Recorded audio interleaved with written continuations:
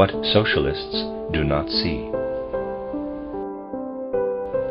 It appears that many people are kept from the idea of a threefold social order by the fear that it entails sundering things that in reality must work together as an undivided unity within society. Now, it is true that a person engaged in economic activity is brought thereby into relationships with his fellow men that involve laws.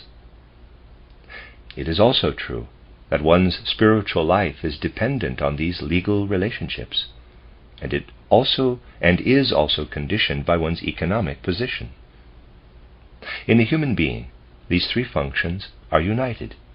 In the course of life, one becomes involved in all three.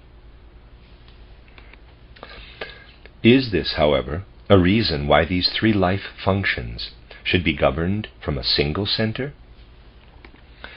Does it necessitate all three being governed according to the same principles? In the human being and in his activities, many currents run together that have flowed from a great variety of sources. We are dependent on the qualities inherited from our forefathers. We think and act according to what our education has made of us, education we received from persons to whom we are not related. How strange it would be if anyone tried to assert that our unity were destroyed because we are influenced from different quarters by heredity and education. Should it not be said, rather, that we remain incomplete if heredity and education work from a single source to shape our lives?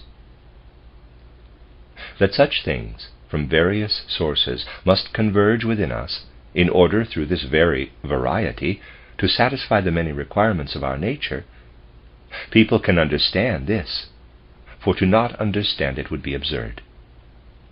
However, they will not see that the development of spiritual abilities, the regulation of legal affairs, and the shaping of economic life afford us our proper place within the social order only when each is governed from its separate center and from its special viewpoint. An economy that governs the rights of human beings and educates them according to its own interests reduces the person to a mere cog in the economic machinery. It stunts the human spirit, which can develop freely only when it unfolds according to its own innate impulses. It stunts, too, those relations with our fellows that stem from the feelings and refuse to be influenced by economic considerations. Relations that are striving rather to be governed in accordance with the equality of all, regarding what is purely human. When the political sphere or the sphere of rights controls the development of our individual abilities, it weighs on this development like a crushing burden. For the interests that arise out of these spheres must naturally produce a tendency to develop such abilities according to the government's needs and not according to their own proper nature, however good may be the original intentions to allow for individual characteristics. Such a legal or political sphere also imposes an alien character upon economic matters. Those subject to this kind of political system become, through constant tutelage, spiritually cramped and economically hampered in the pursuit of interests inappropriate to their own nature.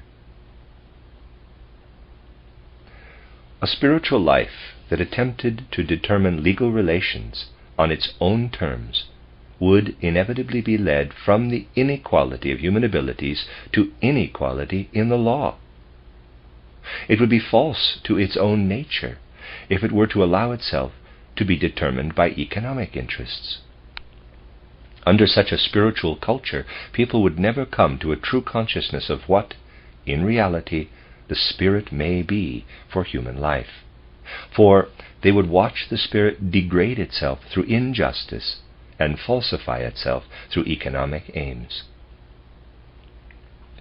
What has brought humanity to the present state of affairs in the civilized world is that during the last few centuries, these three spheres have in many respects grown together into a single unified state. And the cause of the present unrest is that an enormous number of people are struggling, while unconscious of the real nature of their striving, toward a delimitation of these three spheres of life into separate systems of the social organism, so that the spiritual cultural life may be free to shape itself according to its own spiritual impulses, that the sphere of rights may be built up democratically through the interaction, direct or representational, of people on equal terms, and that the economic life may extend solely to the production, circulation, and consumption of commodities. Starting from any number of standpoints, one can come to see the necessity of a threefold organization of society.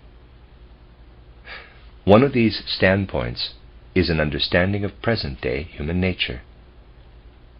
From the standpoint of some particular social theory or party dogma, it may appear very unscientific or impractical to say that when arranging institutions for communal life, one should consult psychology to learn, so far as it can tell us, what is suited to human nature. Yet it would be a great misfortune if everyone who tried to give this social psychology its due in the shaping of social life were to be silenced. There are colorblind people who see the world as gray on gray. So too there are social reformers and social revolutionaries blind to psychology, who would like to mold the social organism into an economic syndicate in which people would live and move like mechanical beings. These agitators have no idea of their blindness. They know only that there has always existed a legal and a spiritual life beside the economic life. And they imagine that if they fashion the economic life after their own ideas, all the rest will come of itself, in quotes. It will not come. It will come to ruin. Thus it is very hard to arrive at any understanding with those blind to psychology.